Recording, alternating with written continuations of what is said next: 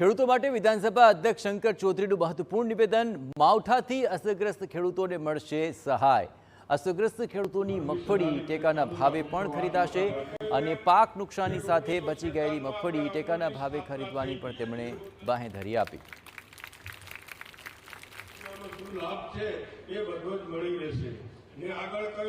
વાવ થરાદ ખાતે આત્મનિર્ભર ભારત સંકલ્પ અભિયાન હેઠળ આ સંમેલન યોજાયું હતું, જેમાં શંકર ચૌધરીએ મહત્વપૂર્ણ નિવેદન આપ્યું। મહત્વનું છે કે સરકારના આ નિર્ણયને કારણે નુકસાનમાં ડૂબેલા ખેડૂતોને રાહત થશે। એક પાક નુકસાનીની તરફ સહાય મળશે તો બીજી તરફ ટેકાના ભાવે પાક ખરીદી થશે, જેને કારણે ખેડૂતોમાં ખુશી છે।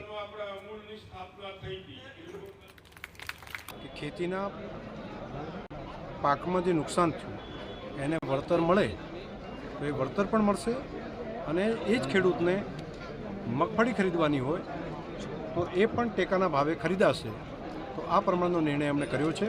હું આભાર માનીશ રાજ્ય સરકારનો કે આ રાજ્ય સરકારની ખેડૂતો પ્રત્યેની ઉદાર નીતિ છે। એક ખેડૂતને એક જગ્યાએ 2 ખેતર હોય કે 3 ખેતર હોય તો એક ખેતરમાં નુકસાન થયું હોય તો બીજા ખેતરમાં મગફળી પાકી હોય તો એ મગફળી ટેકાના ભાવે ખરીદવી એ પ્રમાણનો નિર્ણય રાજ્ય સરકારે કર્યો છે।